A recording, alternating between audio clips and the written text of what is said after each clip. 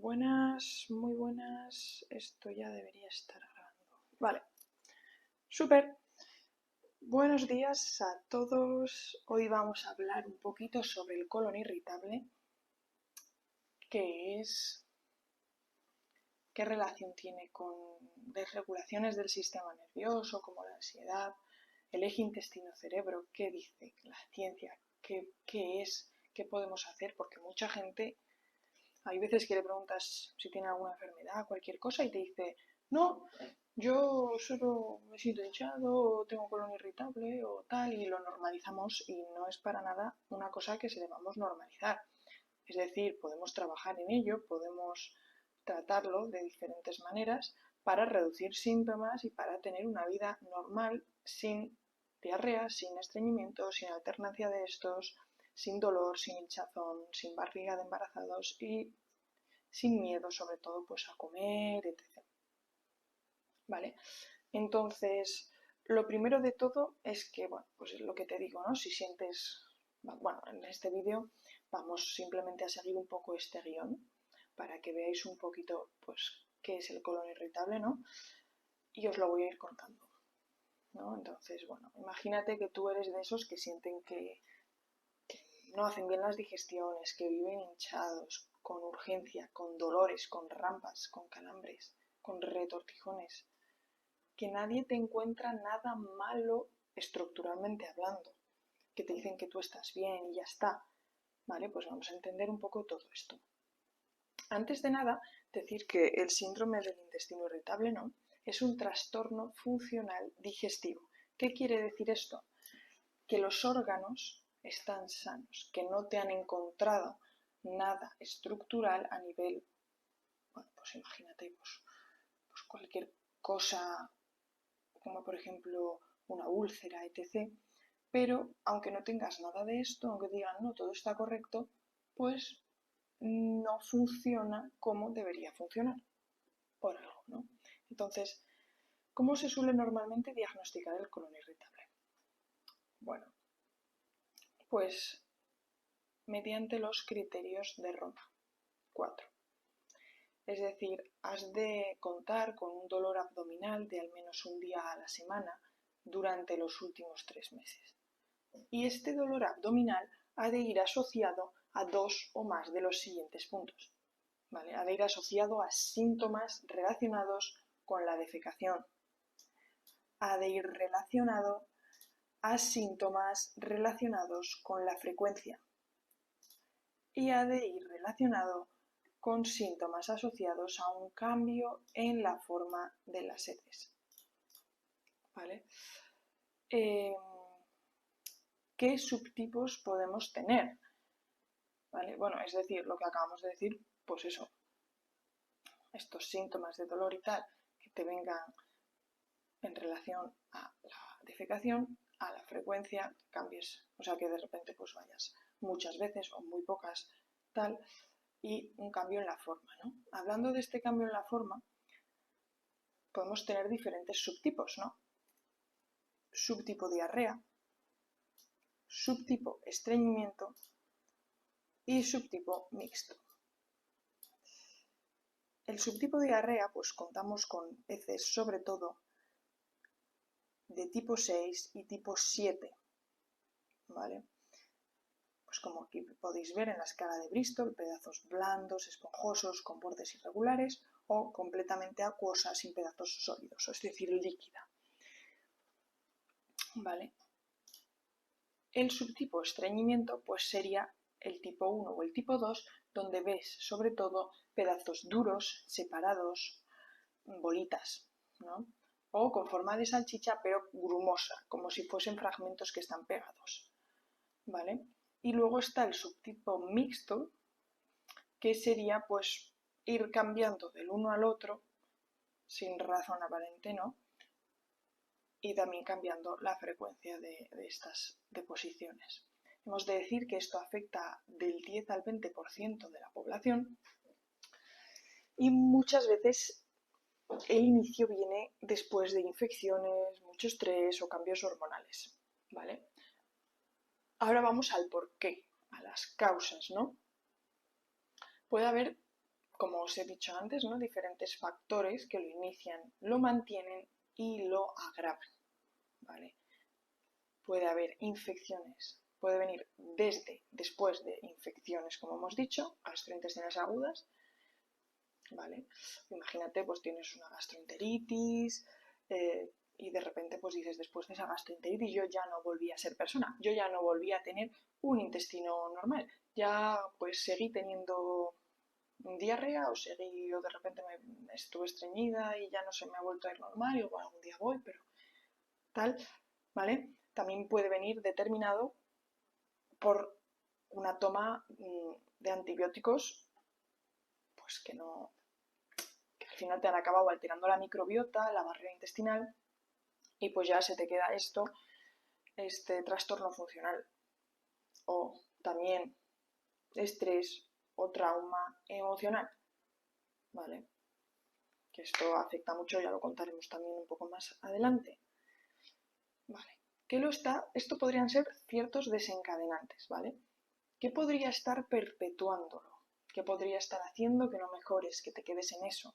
¿Vale? Porque a ti te puede venir esto después de un síndrome infeccioso, de un antibiótico, de un estrés intenso, ¿vale? Puede ser que te desregules, pero luego, ¿por qué no vuelvo a mi equilibrio?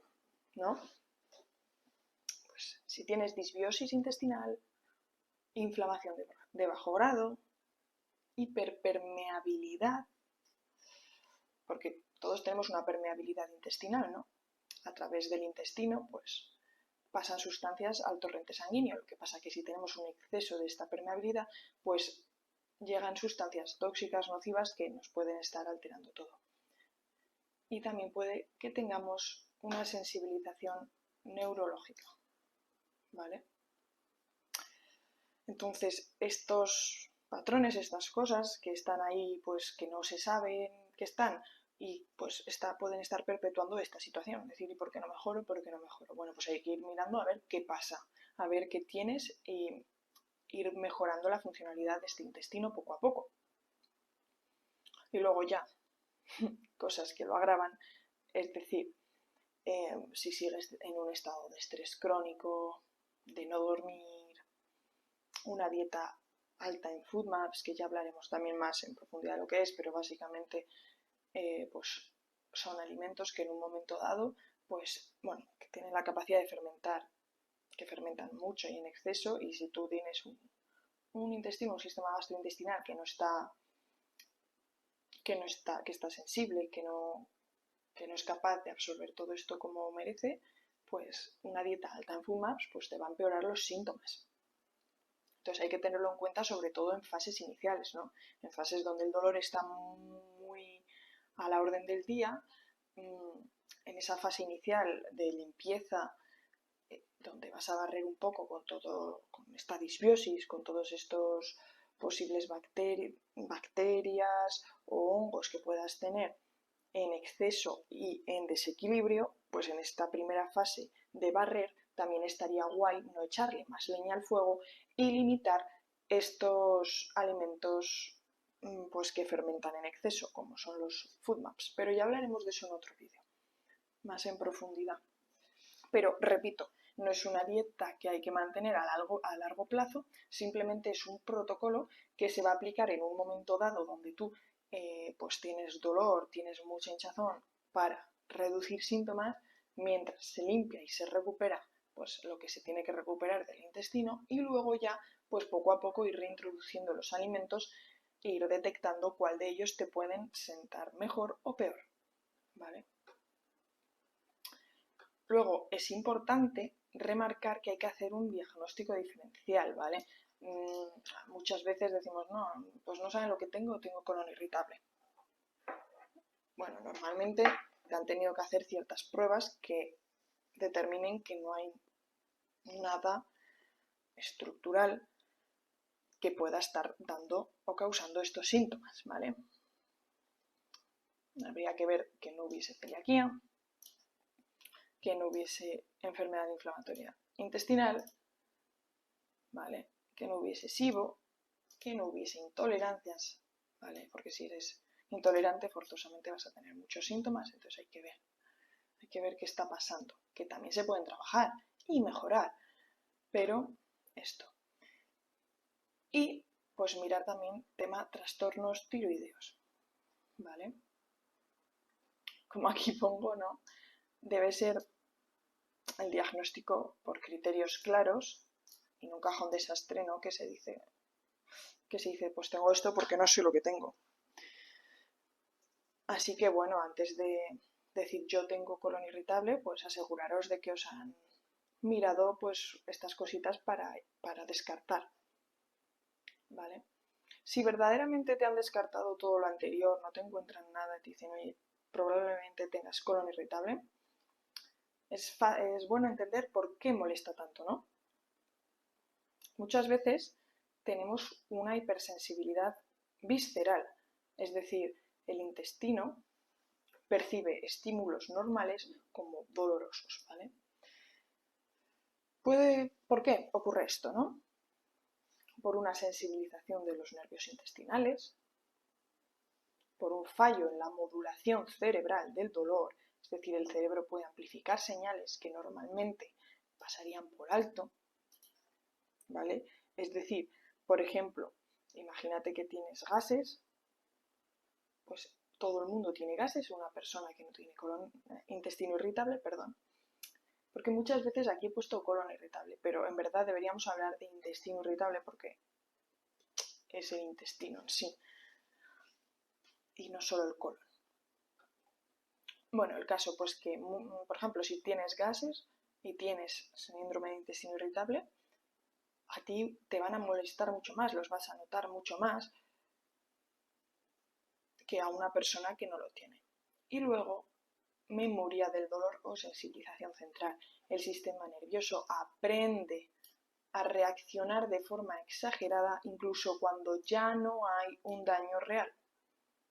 Si tú pasaste por alguna situación que hubo un daño real y tu sistema nervioso aprendió que eso dolía, por ejemplo, explicado así, cuando ya no tengas esa gastroenteritis, imagínate, pues tu sistema nervioso sigue reaccionando igual aunque ya no tengas esa gastroenteritis. Entonces, no es que el intestino esté dañado en sí, sino que es la percepción la que está más sensible. Entonces, por eso hablamos mucho que hay que trabajar tema sistema nervioso y tema desde otro punto de vista, todo el tema de trastornos funcionales del intestino. ¿Vale? Aquí ya estamos relacionando un poco el tema eje intestino-cerebro, ¿no? ¿Cómo influye? ¿No? Pues como hemos dicho, están en constante conexión y comunicación, ¿vale? El eje intestino-cerebro, pues normalmente pues podemos hablar que está formado por el sistema nervioso entérico, por el nervio vago, la microbiota, el sistema inmune y las hormonas y neurotransmisores que se producen. Por ejemplo, la serotonina, en más del 80% se produce en el intestino. Todo esto tenemos que tenerlo en cuenta porque si uno está fastidiado, va a afectar directamente al otro por este sistema de conexión que hay entre el uno y el otro. ¿Vale? Entonces, en resumen, si el eje está desregulado, el intestino manda más señales. El cerebro, que no las filtra bien, reacciona con dolor, urgencia, malestar. Entonces es como se retroalimentan mutuamente y constantemente.